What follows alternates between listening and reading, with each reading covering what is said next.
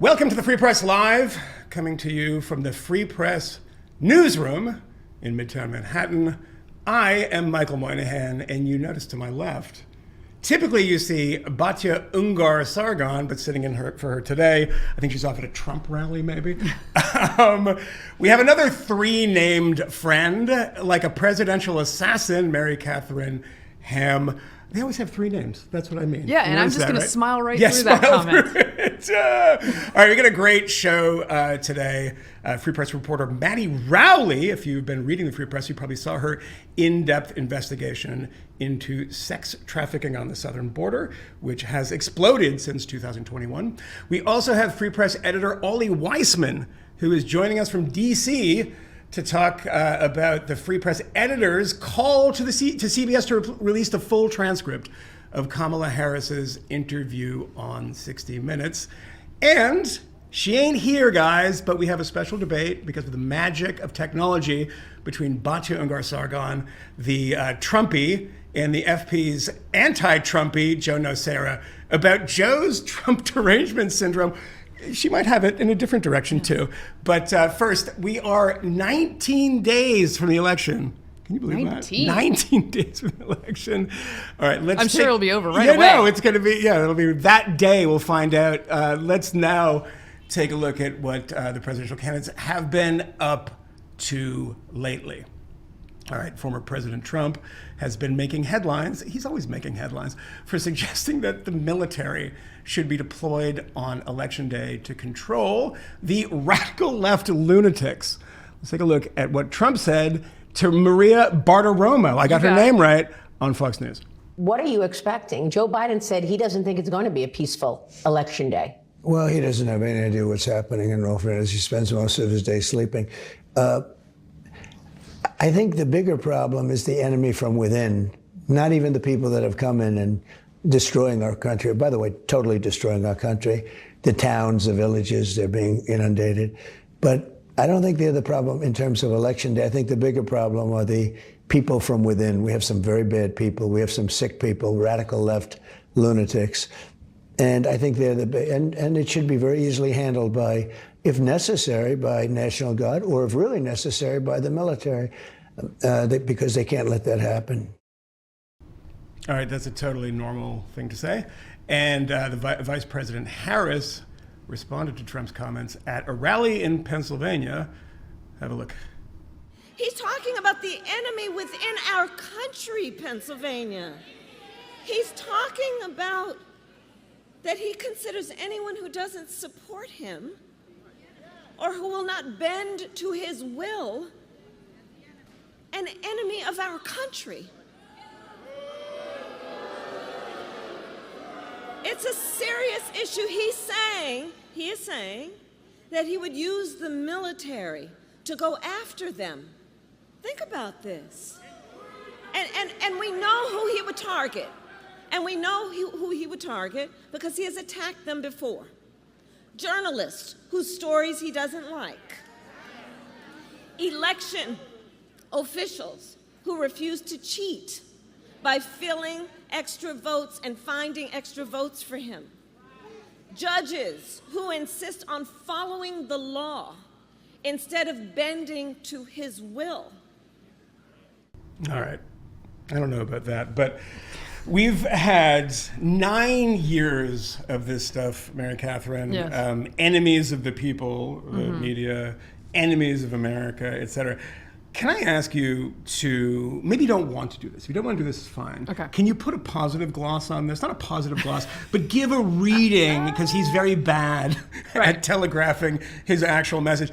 I mean, let's be as nice as we can and then tear him apart. Okay. Could it possibly be that he's talking about people that might disrupt the election or might protest violently afterwards? Let's try to be nice to him first. Okay, so let me first say, and I will do that, let me first say that it is a shame to have two candidates for the presidency, that you have to have a divining rod to find their point. Correct. On any given day. Yes. And we have to do a lot of interpretation and have seances to figure out what's going on.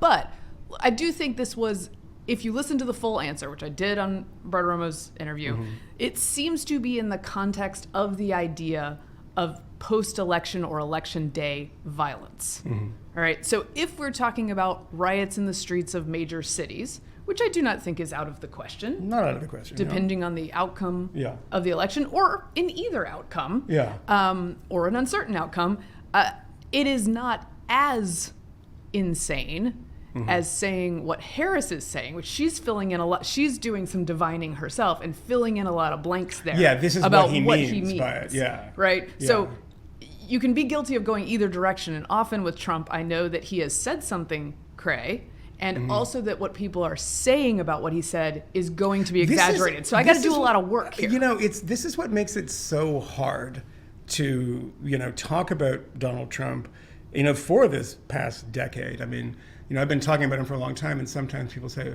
"Oh, are you sympathetic? You're being very generous to him." It's like, no, he is the worst. But his critics are also terrible, and rather than dealing with what he says, they like to plump it up a little bit. Well, and this is the case. I mean, you did have Mark Milley before this comment saying that Trump is an incipient fascist. Mark Esper, who's the defense secretary, saying this is hugely problematic. Byron Donaldson from Florida going on CNN and saying, no, this is no good. So people actually in Trump world, I mean, two of the three have been alienated from Trump world a long time ago, but are coming out and saying, actually, this is bad stuff. Well, and that's always what you must weigh with him, is his tendencies are bad in many ways, and can he be tempered while in office? And a lot of people are weighing that as part of their vote. But I do think we get a little carried away with, and by the way, I will add, if we're trying to go positive for him, he has had 2 actual people try to kill him. Correct. And then he also, within the federal government, has had the intelligence communities and the justice system wielded in very powerful and strange and unique ways against him, right? So perhaps when he's speaking of enemies within, he's talking about actually being attacked in these real ways, which are often overlooked by anyone who is a critic of him, because they think that all those ways are justified. Yeah. I mean, we're going to talk to Ollie Weissman in a few about his piece about CBS, but in Ollie's piece, he does actually quote the former president saying, we should shut down CBS and take away their broadcast license. I mean, this kind of instinct that he has to reach for, this is like the anti-conservative instinct in a lot of ways, reach for the tools of government, these levers of power to exert some sort of control over your enemies. That instinct grips him far too much, doesn't it? Yes, as does sort of like a general kindness about other strongmen / envy for what they're able to do, right? Yeah. And if I'm sort of becoming a one-issue First Amendment voter, many of the things he says are problematic. Deeply so.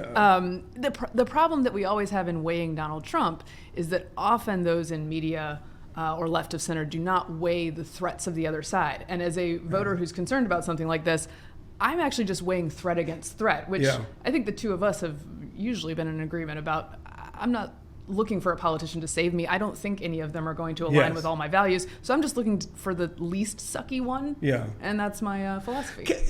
The question that I have to, there's a lot of people that you and I know in the business of journalism, people that I would say that have been on the right, who became sort of never Trumpers, and people who, in some cases became singularly obsessed with Trump.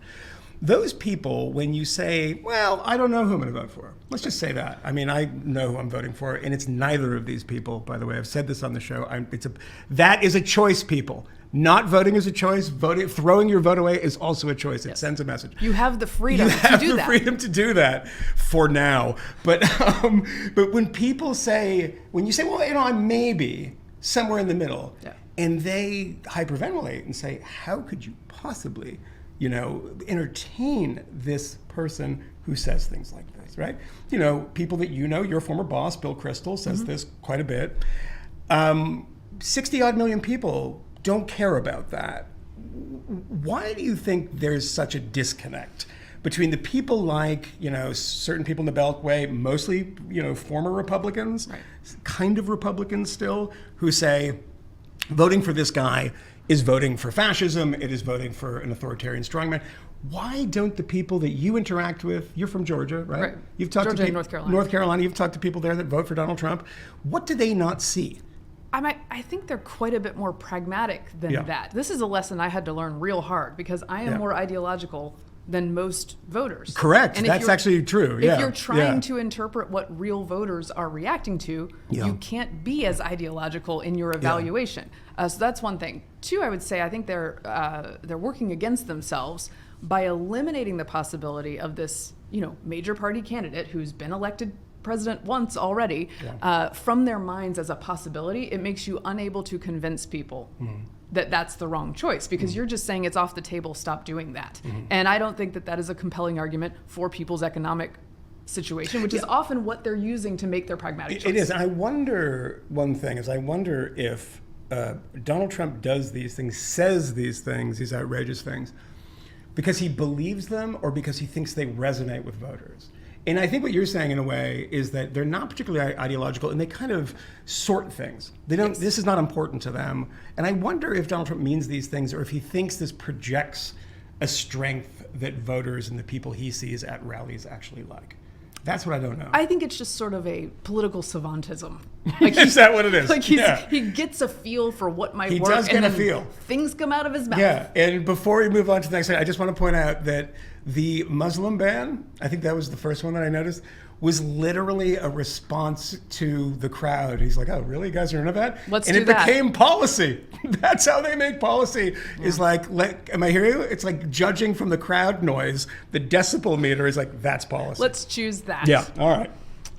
I think voters know that they're all kind of bad. Yes, they are. All right, up next, we have Maddie Rowley joining us to talk about her latest story about sex trafficking at the southern border. First, here is a trailer from our series, Swing State Debates. In the latest episode, Ben Kowaller moderates a fiery debate about race in America. It's out now on the FP.com and the Free Press YouTube. You should check it out.